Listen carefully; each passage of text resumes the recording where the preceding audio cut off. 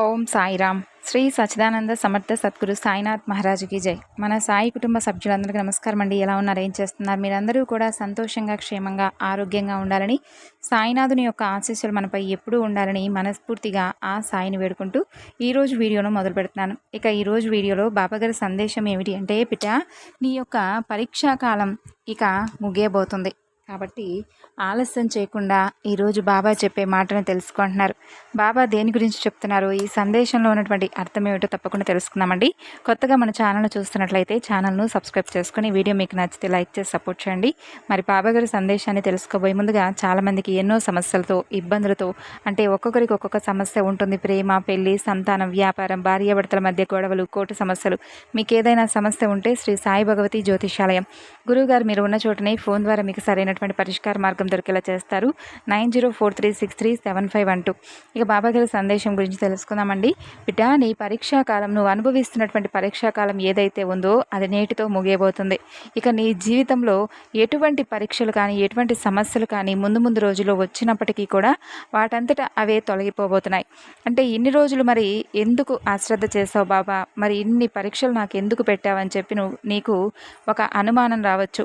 చూడు, ఎన్నోసార్లు చెప్తూ వచ్చాను కదా, కర్మ ఫలితాలు అనేవి అనుభవించక తప్పదని.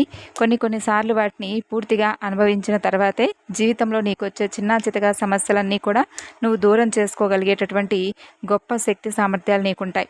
ఇక నీ పరీక్షాకాలం ముగియబోతుందని చెప్పి అన్నాను కదా, ఆ పరీక్షాకాలం వచ్చేసి నీకు అనారోగ్యానికి సంబంధించినటువంటివి కావచ్చు, లేదంటే నీ కోరికలు కావచ్చు, లేదంటే నీ సమస్యలు కావచ్చు, ఇలా ఏదైనా కానీ నీకున్నటువంటి సమస్యలన్నీ కూడా తీరిపోయి నీకు ప్రశాంతమైనటువంటి జీవితం రాబోతుంది.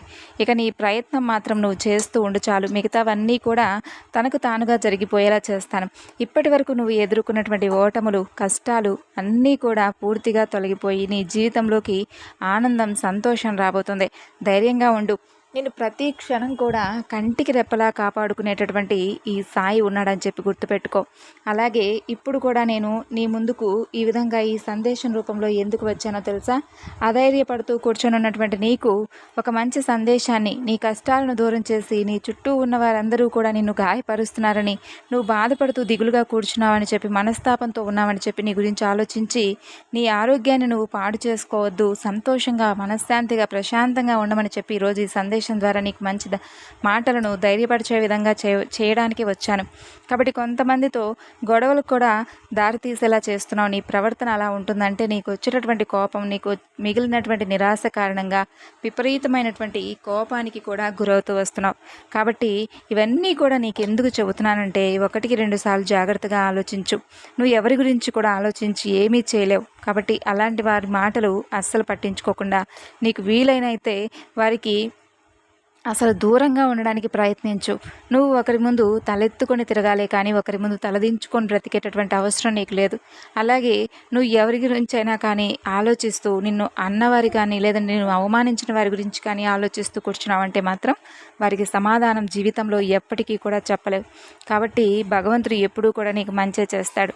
చూడు, నువ్వు దాని నుండి, అంటే నీ జీవితం నుండి ఏదైతే నేర్చుకున్నావో, ఏ గుణపాఠం అయితే నేర్చుకున్నావో ఇప్పుడైనా అర్థమవుతుంది కదా. ఇక ముందు రోజుల్లో ఎలా నడుచుకోవాలి, ఎలా ఉంటే సమాజంలో బ్రతకగలుగుతాననేటటువంటి అంశంతో ఆలోచించుకో. దేని గురించి ఆలోచించవద్దు.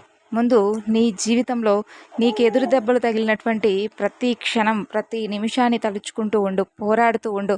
పోరాడితే ఏమవుతుంది చెప్పు? కాలం దానంతట అది సాగిపోతూ వస్తుంది. నువ్వు పోరాడుతూ ఉన్నంత కాలం ఎప్పుడూ కూడా నీకు అనుకూలంగా ఉండదు. తర్వాత నువ్వు విజయం సాధించిన తర్వాత ప్రతి ఒక్కరూ కూడా నీకు అనుకూలంగా మారినట్లు నీ మనసు కనిపిస్తుంది. కాబట్టి నువ్వు కష్టకాలంలో ఉన్నప్పుడు కాలం కూడా నీకు సహకరించడం లేదనే అనుమానం నీకు కలుగుతుంది. భగవంతుడు కూడా ఉన్నాడా లేదా అనేటటువంటి అనుమానం నీకు కలుగుతుంది. కాబట్టి నువ్వు ఏవి కూడా ఆలోచించవద్దు. నీ లక్ష్య సాధన దిశగా ఆలోచించి పరుగులు పెట్టు. నువ్వు సంతోషంగా ఉంటావు, ఉండి తీరుతావు. నీ కష్టాలన్నీ కూడా ఒక కొలిక్కి వచ్చాయి. కాబట్టి నీకు చేతనైనంతగా ఎవరికైనా సహాయం చేయాలనిపిస్తే చెయ్యి. అలాగే కొన్ని మంచి మార్గాలను అనుసరించు. అలాగే భగవంతుడి పాదాలను గట్టిగా పట్టుకో. అలాగే ఎవరైతే సహాయం కావాలని చెప్పి నిజంగా నీ దగ్గరకు వస్తే అటువంటి వారికి సహాయం చేయడంలో వెనకడుగు వేయవద్దు. ఇక అలాగే నీకు మంచి ప్రతిఫలం అనేది రాబోతుందని ఎందుకు చెబుతున్నానంటే, నీ కష్టం, నువ్వు చేసినటువంటి కష్టం అలాంటిది. నీ మంచితనం అలాంటిది. కాబట్టి భగవంతుడు నీకు అన్ని విధాలుగా కూడా మంచి ప్రతిఫలాన్నే, నువ్వు ఏది కూడా ఆశించకుండా నిస్వార్థంగా ఉంటావు కాబట్టే నీకు గతంలో జరిగినటువంటి విషయాలను కానీ, భవిష్యత్తులో జరిగినటువంటి విషయాలను కానీ అన్నీ ఆలోచించుకొని నీ జీవితంలో ఉన్నటువంటి కర్మలన్నీ కూడా పూర్తిగా తొలగిపోయిన తర్వాతే ఈరోజు ఈ సందేశం రూపంలో నీ ముందుకొచ్చాను. ఏ జీవికైనా కానీ, ఏ ప్రాణికైనా కానీ, ఎవరైనా కానీ భగవంతుణ్ణి ఎప్పుడూ కూడా విస్మరించకుండా పదే పదే తలుచుకుంటూ ఉంటే అటువంటి వారికి భగవంతుడు ఎప్పుడైనా కానీ మంచి అవకాశాన్ని ఇవ్వకుండా ఉండడు. ఏదో ఒక విధమైనటువంటి సహాయాన్ని చేయకుండా ఉండడు. అది నమ్మిన వారికే తెలుస్తుంది. కాబట్టి మీరు నన్ను నమ్మారు కాబట్టి ప్రతి క్షణం కూడా సాయి సాయి అంటూ స్మరించుకుంటూ ప్రతి కష్టాన్ని కూడా నా భుజంపై వేసి బరువు బాధ్యతలన్నీ కూడా బాబా చూసుకుంటాడులే అనే ధీమాను ధైర్యాన్ని మీరు కలిగి ఉన్నారు కాబట్టి ఈరోజు కష్టకాలం నుండి బయటపడ్డారు. నన్నే కాదు, ఏ భగవంతుడి పాదాలను పట్టుకున్నా కానీ భగవంతుడు ఎప్పుడూ కూడా తన బిడ్డలను అన్యాయం చేయడు. దేనికైనా కానీ ఒక సమయం వస్తుందని చెప్పి అంటారు కదా, ఆ సమయం వచ్చేంత వరకు పరిపూర్ణంగా నిగ్రహంగా మీకు తోడుగా నిలబడి ఉండేది ఒక్క భగవంతుడు మాత్రమే. కాబట్టి మంచి కాలం నిన్నే వెతుక్కుంటూ రాబోతుంది. నీ మనసులో నువ్వు ఇలా అనుకుంటూ ఉన్నావు కదా, చూడు బాబా నాకు మాత్రమే ఎందుకు ఇన్ని కష్టాలు ఇచ్చారు అని చెప్పి ఆలోచించుకుంటూ ఉంటున్నావు కదా, నీకే కాదు నీకన్నా కూడా ఇంకా ఎక్కువ కష్టాలను అనుభవించేవారు చాలామంది ఉన్నారు. అలాగే నిన్ను కష్టపడుతూ ఉంటే ఈ బాబా చూస్తూ ఉండాలని కాదు అర్థం. నీ మనసులో ఏదైనా కానీ ఒకటి అనుకున్నావంటే అది అంత సులభంగా దొరికితే ఇక అర్థం ఏముంటుంది? దేనికైనా కానీ కష్టపడాలి కదా, కష్టే ఫలి అంటారు. కాబట్టి కష్టపడితేనే ఏదైనా కానీ సంతోషంగా ఉండగలిగేది. అలాగే సంతోషంగా నిజాయితీగా ఉండేవారికే కష్టం గురించి విలువ తెలుసు. కాబట్టి నువ్వు ఎంత నిజాయితీగా ఉన్నావనేది నీకు మాత్రమే తెలుసు. ఆ కష్టానికి తగినటువంటి ప్రతిఫలం అనేది ఎలా ఉంటుందనేది కూడా అతి త్వరలో నువ్వు చూస్తావు. నిజాన్ని తెలుసుకో. కాలం ఎప్పుడూ కూడా ఒకలా ఉండదు. నీకు బాగా అర్థమవుతుంది అనుకుంటున్నాను ఈరోజు సందేశంలో ఉన్నటువంటి మాటలు. ఇదంతా కూడా నా కోసమే చేశారా బాబా అని నీకు అనిపించవచ్చు. కేవలం నా దగ్గర పెట్టినటువంటి బరువు బాధ్యతలు, నాకు అప్పగించినటువంటి బరువు బాధ్యతలే కాకుండా ఒక బిడ్డగా నేను ఎప్పుడూ కూడా నిన్ను చూసుకుంటూ ఉంటాను. నేను సంరక్షించేటటువంటి బాధ్యత నాది. కాబట్టే ఒక కోరిక నెరవేర్చలేదనో లేదంటే ఒక సమస్య తీరలేదనో ఎప్పుడూ కూడా నిరాశ చెందవద్దు. నీ బాబా ఎన్ని కోరికలు నెరవేర్చాలి చెప్పు, ఎంతమంది జీవితాలను చక్కబెట్టాలి చెప్పు. కాబట్టి కొన్నిసార్లు ఆలస్యం జరిగిపోతూ ఉంటుంది. నేనేదో కొన్ని మాటలు నిన్ను మంచి దారిలో ఉండాలని చెప్పి కాస్త కోప్పడినట్టుగా మాట్లాడతాను అంతే. నీ మీద నాకు అరక్షణం కూడా కోపం రాదు. ఎప్పుడూ కూడా నిన్ను చిరునవ్వులతో చూడాలనేదే నా ధ్యేయం.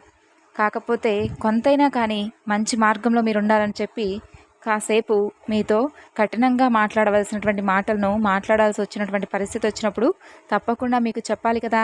మరి ఒక తండ్రిగా మిమ్మల్ని దండించాలంటే ఆ మాత్రం మాటలు కూడా చెప్పకూడదా? కాబట్టి ఒక తండ్రిలా మారి నీకు బాగోగులన్నీ కూడా చూసుకోవాల్సినటువంటి బాధ్యత నాపై మోపావు. కాబట్టి నీ ఆలోచనలు, నీ మనసులో ఉన్నటువంటి వ్యతిరేకమైనటువంటి ఆలోచనలు, సంఘర్షణలు ఇవన్నీ కూడా నీ జీవితం కోసమే కదా. ఇవన్నీ కూడా నువ్వు చేయకూడదని చెప్పి నీకు పదే పదే చెబుతున్నాను. నీ కర్మదోషాలన్నీ కూడా ఇక తొలగిపోయినట్లే. ఇక నీ మనసు ఎలాంటి సంతోషంతో ఉంటుందంటే నువ్వు విజయాన్ని సాధిస్తే ఎంత ఆనందంగా ఉంటావనేది ముందు ముందు రోజుల్లో నీకే అర్థమవుతుంది.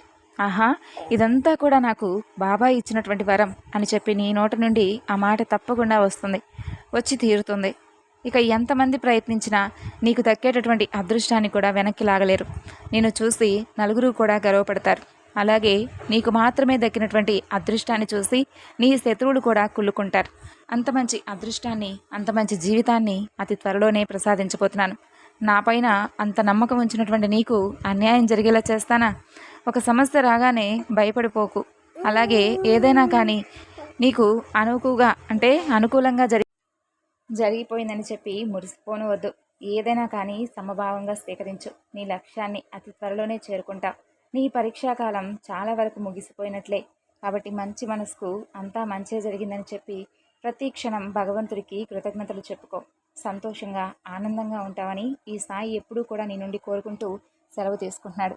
మరి విన్నారు కదండి ఈరోజు బాబాగారు చెప్పినటువంటి ఈ సందేశం మీ అందరికీ కూడా నచ్చింది అనుకుంటున్నాను. నచ్చితే తప్పకుండా మరికొంతమందికి షేర్ చేయండి. మరొక చక్కని బాబాగారి సందేశంతో మళ్ళా కలుసుకుందాం. అంతవరకు నమస్కారం. ఓం సాయిరామ్. సర్వే జనా సుఖినో భవంతు.